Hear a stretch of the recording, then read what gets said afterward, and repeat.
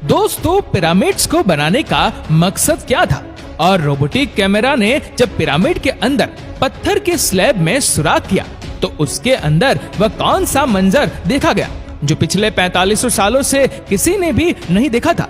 ये सब आप जान सकेंगे वीडियो के इस पार्ट में।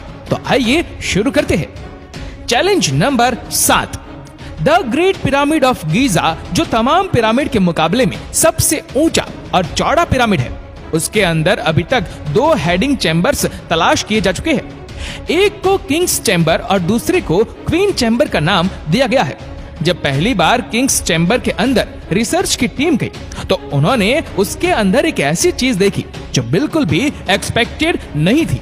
जी हाँ, उनको वहां 4500 साल पुराना ग्रेनाइट से बना हुआ एक ऐसा ताबूत मिला जो अंदर से खाली था।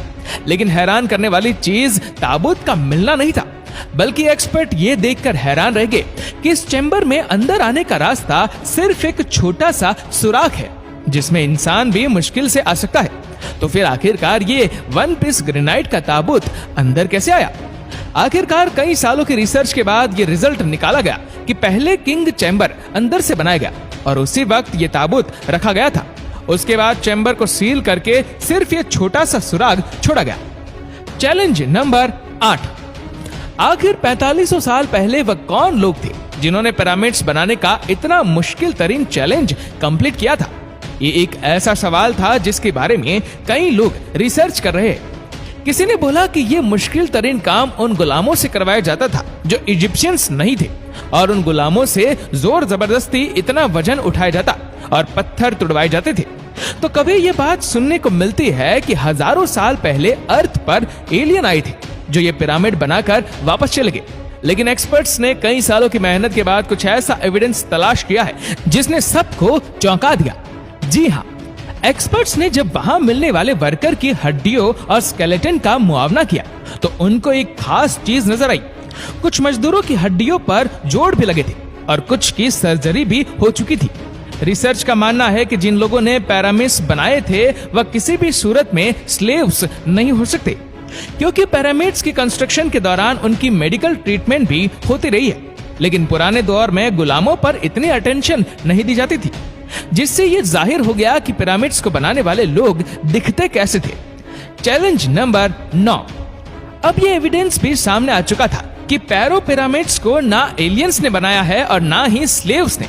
तो अब ये जानना बाकी रह गया था कि आखिर कितने मजदूरों ने मिलकर ये आलीशान स्ट्रक्चर्स बनाए होंगे, क्योंकि आजकल के मॉडर्न दौर में कंस्ट्रक्शन प्रोजेक्ट्स में इंसानों से ज्यादा मशीन का इस्तेमाल किया जाता है। इसी वजह से अक्सर प्रोजेक्ट 4 से 5 सालों में मुकम्मल हो जाते हैं। लेकिन हजारों साल पहले ना ही उनके पास कोई मशीन थी और ना ही मॉडर्न टूल्स।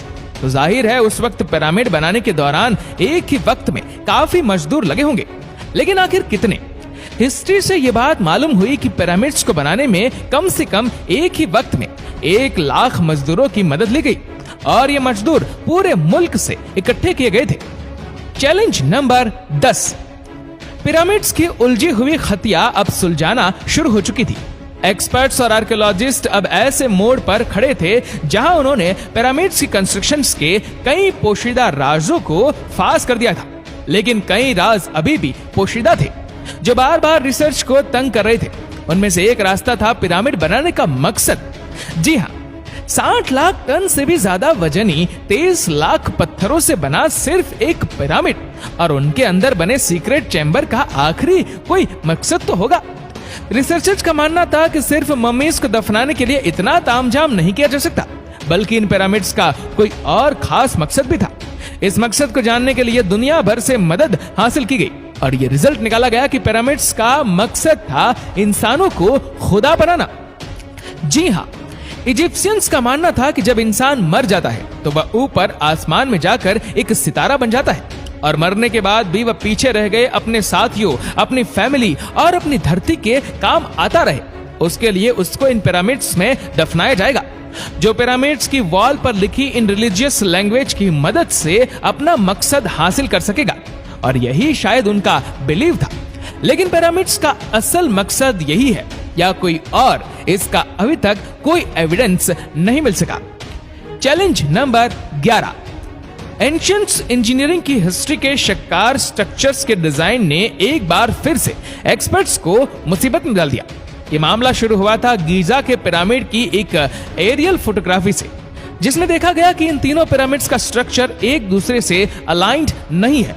ये मालूम नहीं हो पा रहा था कि जिन लोगों ने 4500 साल पहले इंच बाय इंच लेवल करके इतनी सफाई से पिरामिड बनाए, उन्होंने इन तीन पिरामिड्स को एक दूसरे से अलाइन क्यों नहीं किया? क्यों इन तीनों की पोजीशन आपस में मैच नहीं हो रही? पहले तो ये एक कोइंसिडेंस समझा गया, लेकिन सिर्फ तब तक जब तक रॉबर्ट बोवाल ने ये कोड क्रैक नहीं किया था। रॉबर्ट बोवाल का मानना था कि ये सब एक कोइंसिडेंट नहीं, बल्कि इन पिरामिड्स की ये पोजीशन एक सोचे समझे प्लान की वजह से रखी गई थी, क्योंकि उस दौर में इजिप्शियंस तारों को बहुत मानते थे।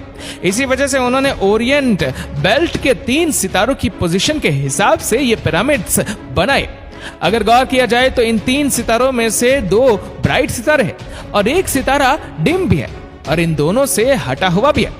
सितारों का यही पैटर्न गीजा के पिरामिड में भी इस्तेमाल किया गया।